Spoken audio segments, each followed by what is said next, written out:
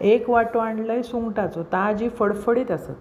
200 रुपये वाटो. सध्या महाग आसा तो. आता बोटी पण बंद होतले. सीजन आंब्याचो आसा, आंबे पण संपतले.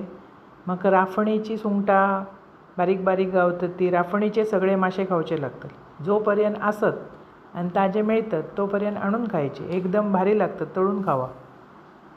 आणलंय स्वच्छ धुतलंय, दोरे बिरे काढलंय, साफ केलं, ताका लावलंय मीठ. ह्या ताजा आगळ, त्याचो रंग बघा किती सुंदर असा तो. हळद आणि लाल तिखट व्यवस्थित मिक्स करून 20 मिनटं ठेवून दिलं. यंदा सोला तयार केली, त्यामुळे आगळ पण थोडं केलो तयार. चव पण भारी असं त्या आगळात. 20 मिनटं ठेवून दिलं. नंतर तांदळाचा पीठ आणि रवो त्याच्यात ते घोळवलं. व्यवस्थित तव्याक लावून घेतले. अगोदर तवो तापत ठेवले तेल घालून. आज म्हटलं पूर्ण तळूयात सगळे. तळून खायची कधीतरी. 2 घेतलास तोंडाक तरी एकदम चव भारी येता. एकदम बारीक असता त्याची आमटी करूक बरी.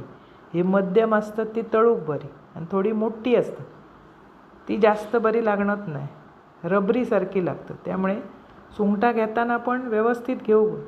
ती कळाक होई हो घेऊ आणि ताजी होई तर त्याची चव भारी लागतं. मस्त तळून खायची. आज केलं आहे मी खापीची आमटी, शेवग्याच्या शेंगाची भाजी आणि सुंगटां तळून. आंबे असतच. आता सगळं सीझन संपत इलो असा तोपर्यंत म्हटलं आणून असं खायचं. बाजारात गेलास, ताजी फडफडीत सुंगटां मिळाली, आणा, तळा, खावा. अप्रतिम चव लागतं.